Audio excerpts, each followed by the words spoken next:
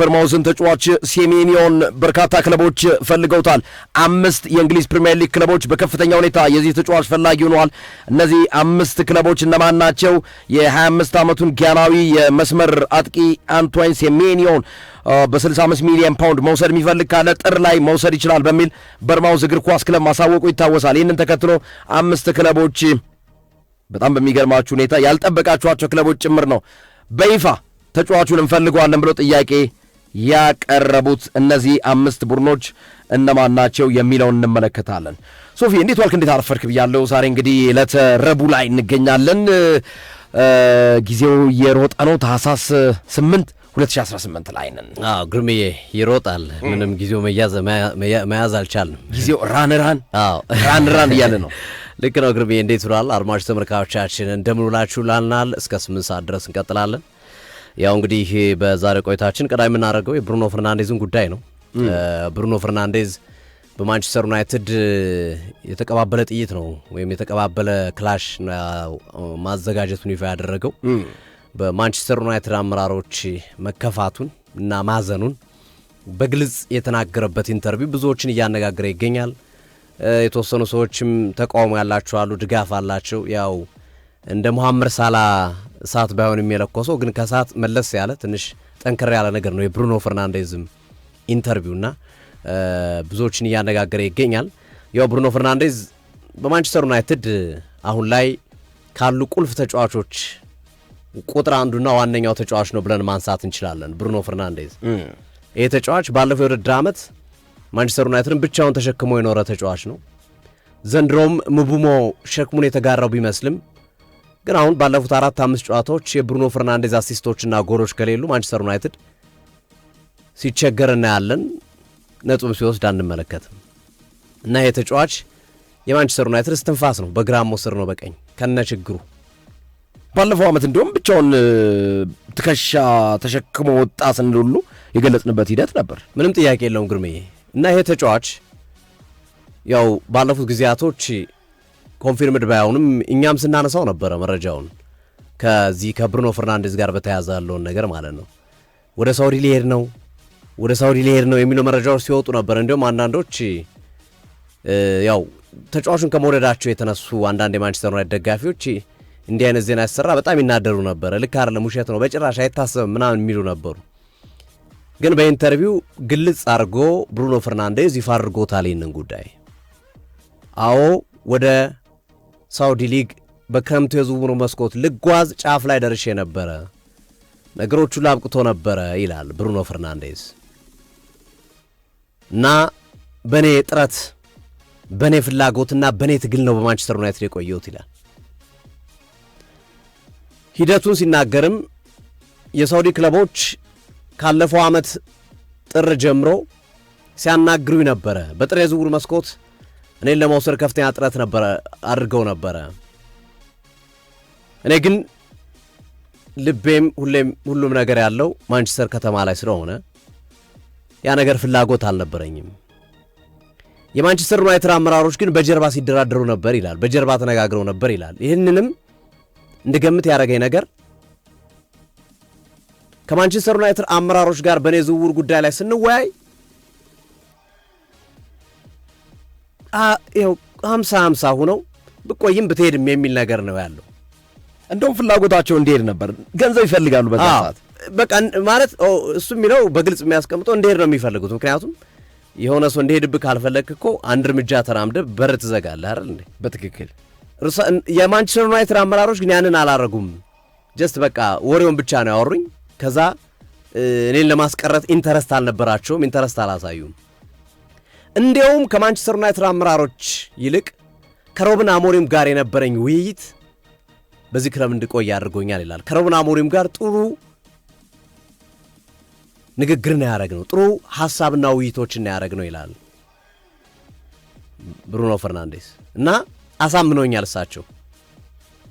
ይህንንም እንትኔን ነግሬያቸው ነበር፣ ስጋቴን አመራሮቹ ኢንተረስት የላቸውም ብያቸው ነበርና እሳቸው እኔ ማጫወት እኔ ምርጥ እኔ ከመረጥኩ እነሱ ፈለጉ አልፈለጉ የሚቀየር ነገር የለም የሚል አቋማቸውን ነው የነገሩኝ ይላል ብሩኖ ፈርናንዴዝ። እና የቀረበልኝ ገንዘብ ለንጽጽር የሚበቃ አይደለም ይላል። በጣም ከፍተኛ ገንዘብ ነው ከሳውዲ አረቢያ የቀረበልኝ። ምናልባትም ከዚህ በኋላ እግር ኳስን ባልጫወት ህይወቴን ሙሉ ያኖረኝ የሚችል ገንዘብ ነው ሳውዲ አረቢያ የቀረበልኝ። ግን እዚህ ክለብ ላይ አንዳች ታሪክ ሳልሰራ መውጣቴ ግን በእጅጉ ያናደኛል። ምክንያቱም ክለቡን ወደዋለሁ፣ ከተማውን ወደዋለሁ፣ የክለቡን ደጋፊዎች ወዳቸዋለሁ። የተለየ ስሜት ነው ለዚህ ክለብ ያለኝ።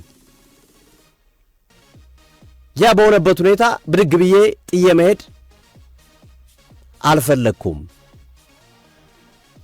በየትኛው መንገድ የሆነ ነገር እንደምናገኝ ተስፋ ስላረኩና በኔ ጥረትም በጓደኞቼ ጥረት የተሻለ ነገር ላይ እንደርሳለን ብዬ ስላሰብ ቆይቻለሁ ይላል ብሩኖ ፈርናንዴዝ። አሁን ጥያቄው እሺ ያን ይሄን ነገር ተነጋገሩ፣ ምን ይፈጠር ነው በዚህ ሰዓት ኢንተርቪውን መስጠት ያስፈልገው? በጣም ላነሳው የነበረ ጥያቄ ይህንን ጥያቄ ነው። ብሩኖ ፈርናንዴዝ ይሄን ያህል ቆይቶ በዚህ ሞመንት ላይ የጃንዋሪ የጥር የዝውውር መስኮት ሊከፈት ቀናቶች በቀሩበት ሰዓት ላይ ይህንን ሐሳብ ማንሳት ወይም ደግሞ ይህንን ቃለ ምልልስ ማድረግ የፈለገበት ምክንያት ምንድን ነው? ይሄ ነው አሁን ይህንን ቃለ መጠይቅ ያደረኩት ለዚህ ነው አላለም። ግን አሁን ለስፔኩሌሽን ለግምት አመች ሆኗል። የፈለግከውን ሐሳብ እንድትሰጥ እኔም ብድግ ብዬ ብሩኖ ፈርናንዴዝ እንደዚህ ያለው እኮ ጥር ላይ መልቀቅ ስለፈለገ ነው ብዬ ልናገር ይችላል። ግርማቸው ብድግ ብለህ አይ በቃ ክለብ ውስጥ ያለው ነገር ደስ ስላላለው ለደጋፊዎች እውነቱን ላውጣ ብሎ አስቦ ነው። የየራሳችን ስፔኩሌሽን እንሰጥ እንችላለን። አሁንም የዓለም ሚዲያ በሙሉ ከዚህ ኢንተርቪው በኋላ እያስጨነቀው እያነጋገረው ያለው ነገር ምን ይጠበስ ነው ታዲያ በዚህ ሰዓት ኢንተርቪው ይህ ኢንተርቪው ምን ይምጣ ተብሎ ነው እየተከናወነ ያለው የሚል ጥያቄ ነው። አንዳንዶች ፖዚቲቭሊ የተመለከቱት አሉ። በዚህ ውድድር ዓመት ካለፉት የውድድር ዓመታቶች በከፍ ባለ መንገድ ብሩኖ ፈርናንዴዝ ላይ ጫና አለ እንዲለቅ። ማንቸስተር ዩናይትድ ደጋፊዎች የዛሬ 2 ዓመት ብሩኖ ፈርናንዴዝን ሊለቅ ነው ብትላቸው ሌላ ጣጣ ውስጥ ነው የምገባው።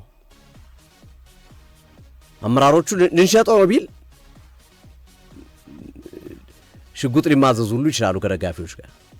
ግን አሁን ላይ ግን ቢያንስ የተወሰነ አካል ብሩኖ እንዲወጣ የሚፈልግ አካል አለ በማንቸስተር ዩናይትድ በኩል። አይ ቲንክ እሷ የፈጠረችው ችግር ይመስለኛል። በዘንድሮው የውድድር ዓመት ባለፉት 5 ጨዋታዎች ተሻሻሉ እንጂ ቁጥሮቹ ብሩኖ ፈርናንዴዝ ልክ አይደለም። አጀማመሩ ላይ አሲስት አልነበረውም፣ ጎሎች አልነበሩትም። አሁን ነው ወልቭስ ላይ በርማውዝ ላይ ከዛ በፊት 1-2 ጨዋታዎች ላይ ምናምን ነው እያደገ የመጣው እንጂ የመጀመሪያዎቹ 7-8 ሳምንታት ላይ ብሩኖ ፈርናንዴዝ ልክ አልነበረም። እንዳንበል ቡድኑ ሲመራ አልነበረም። ወሳኝ ጎሎችን ወሳኝ አሲስቶችን ሲያደርግ አልተመለከትነው ነበር እና በዛ ምክንያት ትችቶች በርክተውበት ነበረ። አሁን ከዛ ትችት ነቃ እያለ ስለመጣም ትችቱ ስለረገበለት ወይም አሁን ላይ ብቃቱ አሪፍ ስለሆነ ይህንን አስተያየት ሰጠው ይመስለኛል። እኔ የግል እምነቴ ነው። ግን አንድ ነገር እርግጠኛ ሆኖ መናገር የሚቻለው ግን ብሩኖ ፈርናንዴዝ የማንቸስተር ዩናይትድ እህል ውሃው እያከተመ ያለ ይመስላል። በጥር ላይለቁት ይችላሉ ካላቸው ችግርም አማካኝም ለማግኘት ከመቸገራቸው አንጻርና መሰል ነገሮች። በክረምቱ ግን አንደኛ ገንዘብ ያገኙበታል፣ ሁለተኛ በትልቁ የምነሳው ጥያቄ ከሮብን አሞሪም ተጫዋቹ እንዲቆይ የፈለጉት ተጫዋቹ በየትኛውም ቦታ ላይ ቢጫወት ፐርፎርም ያደርግልኛል ወይም በየትኛውም ቦታ ላይ ቢጫወት አሁን ካሉት ተጫዋቾች የተሻለ ነው ብሎ ስላሰቡ እንጂ እርሳቸው ለሚፈልጉት አጫወት እንደማይሆንና እንደማይመጥን በተደጋጋሚ ይናገራሉ ወይም በእንቅስቃሴ በጨዋታ ላይ ያሳያሉ ብሎ ሐሳባቸውን የሚያስቀምጡ በርካቶች ናቸው። ስለዚህ የብሩኖ ፈርናንዴዝ ጉዳይ ወደ ማብቂያው የደረሰ ይመስላል። እህሏቸው ሊያበቃ ጫፍ ላይ ደርሷል። በቃ በአመቱ መጨረሻ የመልቀቅ ዕድላቸው ሰፊ ከሆነ ሰዎች መካከል የሚጠቀስ ነው። ኢንተርቪው መጨረሻ ላይ ምን ይላል ግርሜ? ሳውዲ አረቢያ ሳውዲ ብሎ ሲያነሱለት ሳውዲ የሚል ስም ሲነሳ ኦፍ ኮርስ ጊዜው ሲመጣ ሳውዲ አረቢያ ሄዳለሁ ነው ያለው። ጊዜው መሆኑን ሳምን እና መሄድ እንዳለብኝ ሳምን ወደ ሳውዲ አረቢያ ያለው የሚሄደው የሚል ሐሳባቸውን ይሰጣሉ። ማንቸስተር ዩናይትድ ደጋፊዎች የማንቸስተር ዩናይትድ ችግር አንዱ ብሩኖ ፈርናንዴዝ ነው ብሎ የሚያምኑ አሉ።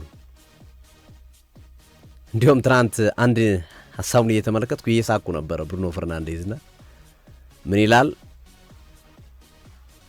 ሁሉም ሰው እንግሊዝ ውስጥ ካሉ አምበሎች በሙሉ ይላል ሁሉም ሰው ተነጫናጭ፣ ተናጋሪ፣ ከዳኛ ጋር መጨቃጨቅ የምመስለው እኔ ነኝ አለ። ግን አንድ ነገር በእርግጠኝነት እነግራቸዋለሁ፣ በሊጉ ውስጥ እንደ በርናንዶ ሲልቫ የሚጨቃጨቅ ተጫዋች የለም ከዳኛ ጋር። የኔ ልዩነቱ እኔ ሐሳቤን የምገልጸው በእጄ ነው፣ እሱ ባፉ ነው የሚገልጸው አለ። እኔ በእጄ ስለምገልጽ አለ በርናንዶ ሲልቫ በእጄ ስለሆነ የምገልጸው እታያለሁ አለ። እንዲህ ስወራጭ ምን ስል እታያለሁ አለ። በርናንዶ ሲልቫ ግን ባፉ ነው የሚናገረው አለ። ግን አይለቀውም አለ ዳኛውን እየተከተለ ተጫዋቾችን ከሆነ ተጫዋች ጋር ግጭት ውስጥ ከገባ ተጨቃጫቂውና እንዲያውም ማለት ፖለቲከኛ መሆን ያለበት በርናንዶ ሲልቫ ነው ይላል። ፖለቲከኛ መሆን አለበት እሱ በቃ ምንም ነገር ያሳምናል፣ ጭቅጭቁ ከባድ ነው ብሎ ትናንት ያስቀምጥ ነበረ ብሩኖ ፈርናንዴዝ።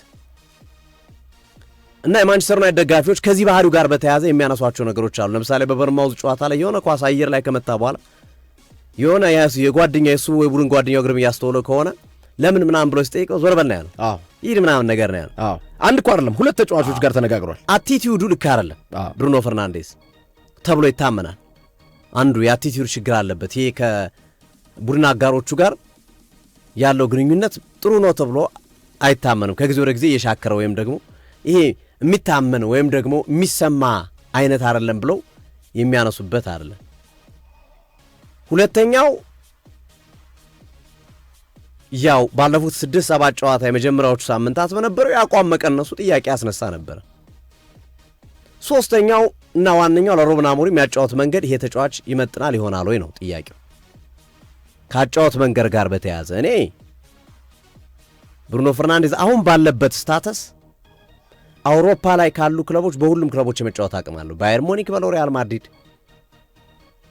ማንቸስተር ሲቲ በለው፣ አርሰናል፣ ባርሴሎና በለው የትኛውም የዓለማችን ቁጥር 1 ክለብ ላይ መጫወት ይችላል። አቅሙ ያለው አቅም፣ የተጫዋቹ አቅም፣ የፈጠራ ችሎታ፣ ጎል ማስቆጠር፣ ወሳኝ ቦታ ላይ ወሳኝ ሰዓት ላይ ጎል ማስቆጠር የማንቸስተር ዩናይትድ የተከላካይ መስመር ችግር እንጂ በቀደም እኮ የሚገርም ጎል አግብቶላቸዋል እኮ። ቅጣት ምቱ መሪ የሚያደርግ ጎል አስቆጠሩ። በዛ ጎል ቢያሸንፉ እኮ የተጫዋች ይመሰገን ነበር አይደል? እኔ ግን ተከላካዩ አፈሰሰ። እሱም አብሮ ከኑግ ጋር የተገኘ ሱፍ አብረ ተወቀጥ እንደሚባለው አብሮ ይወቀጣል።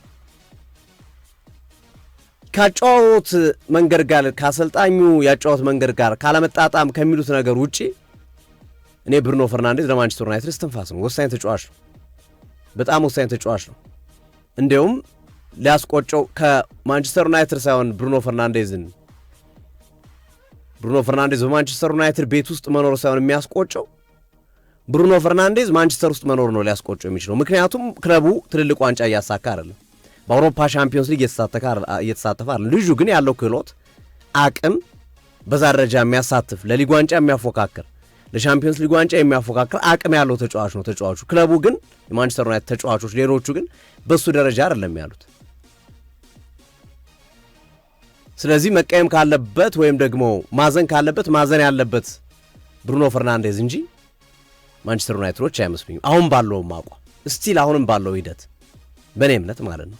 ምክንያቱም ተጫዋቹ በጣም እጅግ በጣም ጠቃሚ ነው። ብሩኖ ፈርናንዴዝ ባይኖር ብለን ብናወጣው በዚህ ውድድር ዓመት ራሱ ማንቸስተር ዩናይትድ ምናልባት ወራጅ ቀጠና ውስጥ ሊገባ ይችላል። ብዙ ነጥቦችን በሱ ምክንያት ያገኛቸው አሉ፣ ያጣቸውም አሉ። ለምሳሌ ፉላም ላይ የሳተው ፔናልቲ፣ እንደዚህ የሆነ ጨዋታ ላይ ተመሳሳይ ፔናልቲ ስቷል። ሊያሸንፉበት የሚችሉ ጨዋታው ላይ 3 ነጥብ ሊወስዱበት የሚችሉበት እድል ኦፍ ኮርስ አለ።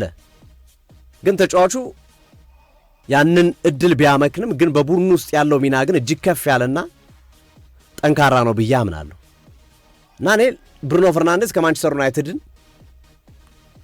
አሁን ባለው ሂደት ካጫወት ሲስተም ጋር ካልሆነ በስተቀር ለምን እንዲለቅ እንደሚፈለግ ብዙም እኔ አይገባኝም። ምናልባት እንግዲህ ግርምሾ እንዳልከው ከፍተኛ ገንዘብ አግኝቶ በዛ ገንዘብ ባሌባን አምጥቶ በዛ ገንዘብና አዳም ዋርተንን ምናምን አምጥቶ አማካኙን ከሚፈልጋቸው ተጫዋቾች ጋር ለማጣጣም ካልሆነ በስተቀር እሱ የሚጫወተው ቲፒካል ቦታው 10 ቁጥር ቦታ ነው። 10 ቁጥር ቦታ ሁሉም ቡድኖች ይፈልጋሉ ከማንቸስተር ዩናይትድ ውጪ። ሁሉም ዓለም ላይ ያሉ ክለቦች ባርሴሎናም ብለው ማድሪድም ባየር ሙኒክም ሁሉም ይፈልጋሉ። እንደው የመጎደላቸው 10 ቁጥር ተጫዋች ነው ብዙዎቹ። ባርሴሎና ቤት ብትሄዳው 10 ቁጥር ተጫዋች የላቸውም። ዳኒ ኦልሞን እኮ ነው የሚያጫወቱት የመስመሩን አጥቂ 10 ቁጥር። ይሄ ቲፒካል 10 ቁጥር እንደ ኦድጋርድ አይነት እንደ ብሩኖ ፈርናንዴዝ አይነት 10 ቁጥሮች የዓለም ገበያ ላይ ራሱ እየጠፉ ነው፣ የሉም፣ እየተመናመኑ ነው። ለዛሬ ኬናን ይልዲዝን አሁን አርሰናልም ቼልሲ ሁሉም የሚረባረቡበት ለዛ ነው። እንደዚህ አይነት ተጫዋቾች አሁን ሬር ናቸው። በእርግጥ ሲስተሙ እየተፋቸው ነው ይባላል። እንደዚህ ተጫዋቾች ሲስተሙ ራሱ ምክንያቱም ወደ ኋላ ተመልሰው ቡድን ስለማያግዙ ሞር አታኪንግ ላይ ትኩረት አድርገው ስለሚጫወቱ እንደ ቡድን የሚሰጡት ጠቀሜታ አነስ ያለ ነው። ጎል ማስቆጠርና አሲስት ማድረግ ብቻ ነው። መከላከሉ ላይ ካልተጫወትክ በጣም አስቸጋሪ ሊሆን ይችላል ተብሎ ስለሚታሰብ ማለት ነው። እና የብሩኖ ፈርናንዴዝ ጉዳይ በጣም መነጋገሪያ ነው። እኔ ታይሚንጉ ትንሽ ክለቡንም እንዳይረብሽ ያሰጋኛል። አፍሪካ ዋንጫ ተጫዋቾች እየሄዱበት ውጤት እየተንገጫገጫ ያለ ቡድን ላይ እንደገና ብድግ ብለህ ምንም ነገር በሌለበት ሁኔታ እኔን እኮ ያስቀረኝ ሮበን አሞሪም እንጂ ባለቤቶቹ አይደሉም። ባለቤቶቹ በጣም ነውረኛ ናቸው። ያን ሁሉ ስራ ሰርቼ እንደወጣ ይፈልጉ ነበረ ምናምን የሚሉት ሀሳቦች በትልቁ መነጋገሪያ ሆነው ቀጥረዋል። ግርምዬና እስኪ አንተም ሀሳብ ጨምርበትና ወደ ብሩኖ ፈርናንዴዝ ወዴት ሊሄድ ይችላል? አሁን ይህንን ጭምጭምታ የሰሙ ክለቦች ፈርናንዴዝን ማነፍነፍ ጀምረዋል። ከዚች ቃለ መጠየቅ በኋላ ግልጽ ነው። ቃለ መጠየቁ ብሩኖ ማንቸስተር ዩናይትድ እንደሚለቅ ማሳያ ነው። በቃ የመልቀቅ ድሩ ሰፊ ነው። ኦብቪየስሊ ግልጽ ነው። ስለዚህ ከዛ ጋር ተያይዞ የሚነሱ ሀሳቦች ስላሉ እነሱን ጨምርባቸዋለሁ። ግርምዬና እንደው የተወሰነ ነገር ብትልበት ከዚህ ሀሳቡ ጋር በተያያዘ ደስ ይለኛል። አዎ እንደሚታወቀው እንግዲህ ብሩኖ ፈርናንዴዝ በአሁኑ ሰዓት 31 ዓመቱ ላይ ነው የሚገኘው። ይህ ተጫዋች ቃለ ምልልሱ ላይ እንደተረዳሁት ከሆነ ወደ ሳውዲ አረቢያ ለመሄድ ያኮበኮበ ይመስለኛል። ምክንያቱም ሶፊት አስታውስ ከሆነ በክረምት የዝውውር መስኮት የሳውዲ ክለቦች ከፍተኛ የሆነ ገንዘብ ለዚህ ተጫዋች መድበው ነበር እና ያንን ገንዘብ ገፍቶ ነው እኔ ከዩናይትድ ጋር ነው መቆየት የምፈልገው ብሎ ከማንቸስተር ዩናይትድ ጋር እንደውም ውሳኔ እንዲሰጡሉ ተጠይቆ ነበር። ለሱ ነበር ድል የተሰጠው። ኦፍ ኮርስ የማንቸስተር ዩናይትድ አመራሮች እንዲለቅላቸው ይፈልጉ ነበር። አዎ ይፈልጉ ነበር። ምክንያቱ ደግሞ ዩናይትድ ገንዘብ ማግኘት ስለሚፈልግ ከፍተኛ ገንዘብ ስለቀረበ በዛ ገንዘብ 2 እና 3 ተጫዋቾች እናስፈርማለን ብለው ስላሰቡ ማለት ነው።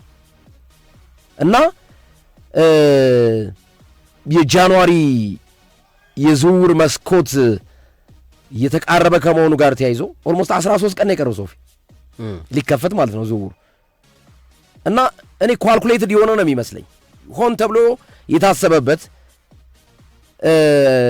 ደወል ብሩኖ ፈርናንዴዝን ማስፈረም ለሚፈልጉ ክለቦች ከወዲሁ ደወል ሆን ተብሎ የተደወለ ነው የሚመስለኝ። በማን? በራሱ በተጫዋቹ።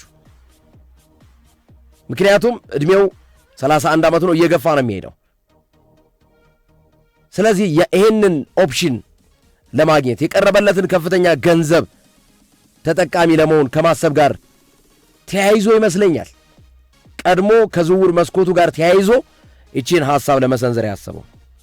እዚሁ ማንቸስተር ዩናይትድ ጋር በተያያዘ እንግዲህ ቀጣይ ወሬያችን ሁሉ በስፋት የሚሆነው የአፍሪካ ዋንጫ ነው።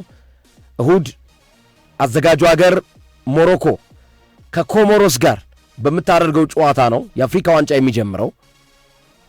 ይህንን የአፍሪካ ዋንጫ ጋር በተያያዘ ብዙ ወሬዎችን በተከታታይ እንደምናቀርብ ከወዲሁ ለመግለጽ እንወዳለን። ነገር ግን አሁን ላይ ከዚሁ ከአፍሪካ ዋንጫው ጋር በተያያዘ የሚነሱ ጉዳዮች እንዳሉ አስባለሁ።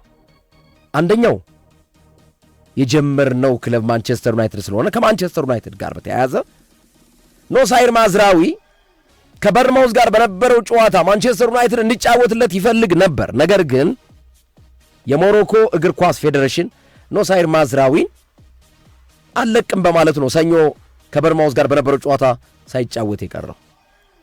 ፊፋ ዴድላይን ወይም ቀነ ገደብ አስቀምጦ ነበር ከዲሴምበር 15 ጀምሮ ክለቦች የአፍሪካ ተጫዋቾችን እንዲለቋቸው ለአፍሪካ ዋንጫው ብሎ ሰኞ ነበር ቀነ ገደቡ። ስለዚህ ሰኞ ቀነ ገደብ ስለሆነ ማንቸስተር ዩናይትድ ኖሳይር ማዝራዊ ምሽት ላይ ይጫወትና ልክ እንደ ሌሎቹ ተጫዋቾች እንደ አማድ ዲያሎና እንደ ብሪያን ምቦሞ ለቀዋለሁ አለ። የሞሮኮ እግር ኳስ ፌዴሬሽን ደግሞ የሰጠው መልስ ቀነ ገደቤ ዲሴምበር 15 ነው።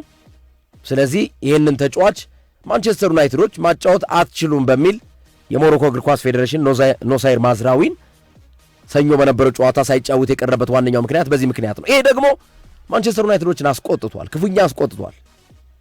እንደሚታወሰው ኖሳይር ማዝራዊ ከሰኞው ጨዋታ በፊት ከበርንማውዝ ጋር 4-4 ከተለያዩበት ጨዋታ በፊት ቀደም ብሎ 2 ጨዋታዎች ላይ በቋሚነት ተሰልፎ ገብቷል እና አፍኮን ወይም የአፍሪካ ካፕ ኦፍ ኔሽንስ ወይም የአፍሪካ ዋንጫ እሁድ የሚጀመረው የአፍሪካ ዋንጫ በሞሮኮ አዘጋጅነት የሚጀምረው የአፍሪካ ዋንጫ ከእንግሊዝ ፕሪሚየር ሊግ ጋር ያለውን አንዳንድ ነጥብ ላንሳና ወደ ቀጣዮቹ ዝርዝር ጉዳዮች ብንገባ ደስ ይለኛል። ሶፊዬ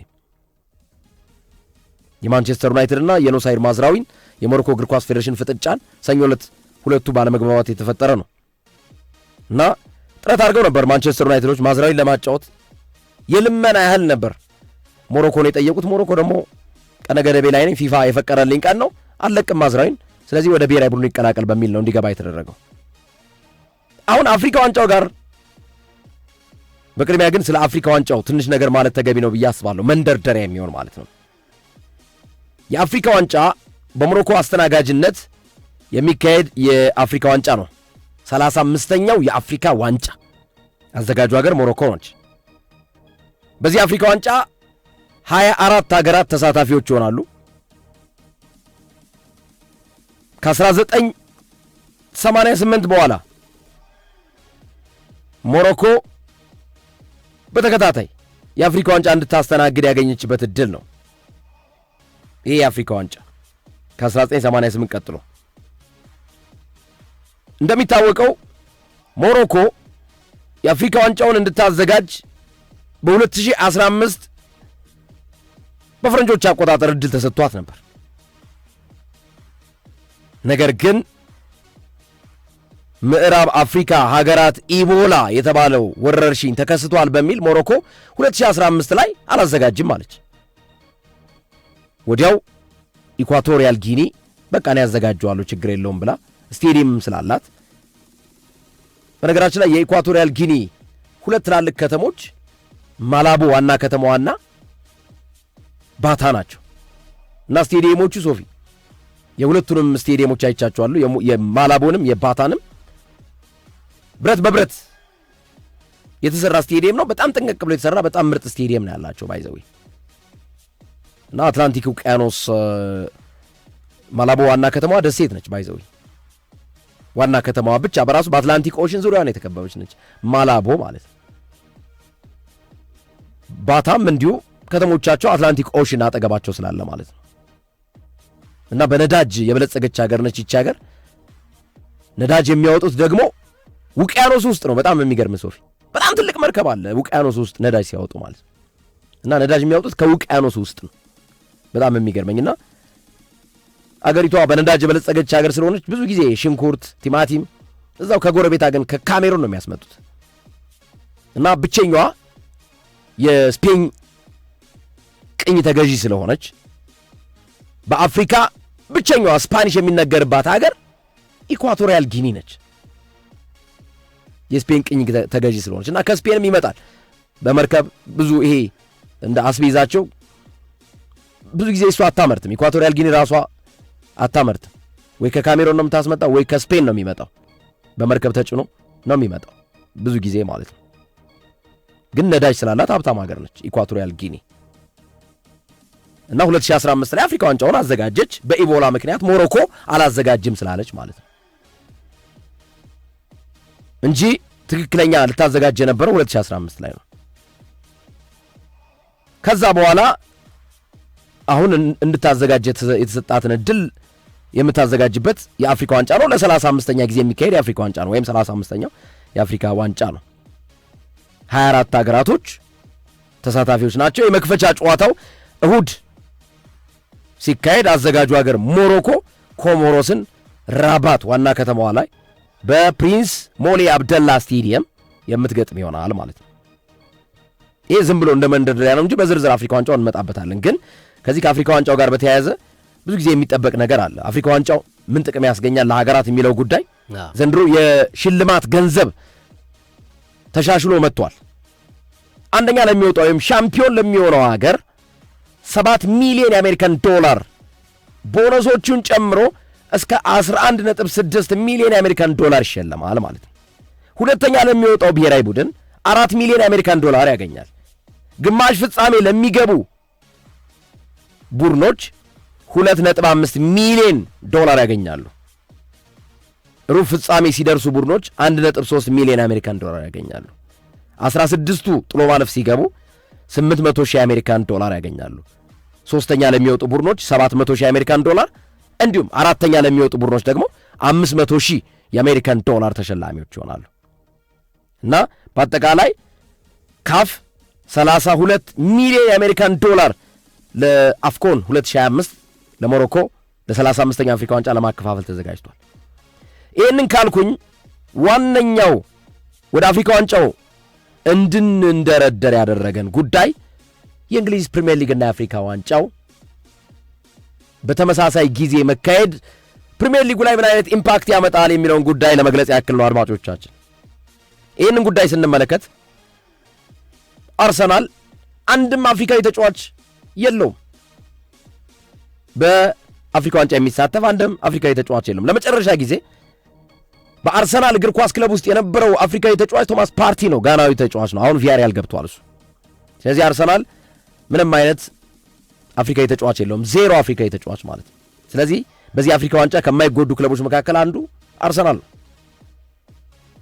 ከዛ በፊት ከቶማስ ፓርቲ በፊት መድፈኞቹ እንደ ፒየር ኤምሪክ ኦባሜያንግ፣ እንደ ሙሐመድ ኤልኒኒ፣ እንደ ኒኮላስ ፔፔ አይነት አፍሪካውያን ተጫዋቾች በክለብ ውስጥ ነበሩ።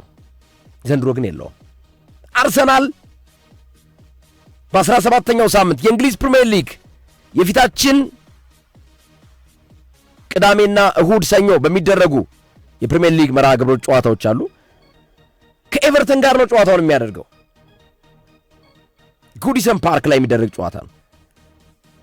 በዚህ ጨዋታ አርሰናል ከወዲሁ ኤቨርተንን መፈታተን ብቻ ሳይሆን ማሸነፍ የሚችልበት እድል እጁ ላይ ገብቶለታል።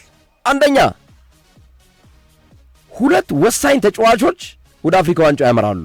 ኤልማን ኒዲያይና ኢድሪሳ ጋናጌ። ሁለተኛ ሁለት ወሳኝ ተጫዋቾች ተጎድተዋል በኤቨርተን ውስጥ። አማካኙ ኬርናን ጁስበሪ ሆልና ጃክ ግሪሊሽ በጉዳት ምክንያት አይገቡም። እነዚህ አራት ተጫዋቾች የሉ። ግን ከምንም በላይ ደግሞ በጣም በዚህ አፍሪካ ዋንጫ በመምጣቱ ተጠቃሚ ለመሆን በተለይ በቀጣዩ ጨዋታ ላይ ተስፋ ያለው ማንቸስተር ሲቲ ሆኖ እናገኘዋለን። ማንቸስተር ሲቲ እግር ኳስ ክለብ ወደ ስታዲየም ኦፍ ላይት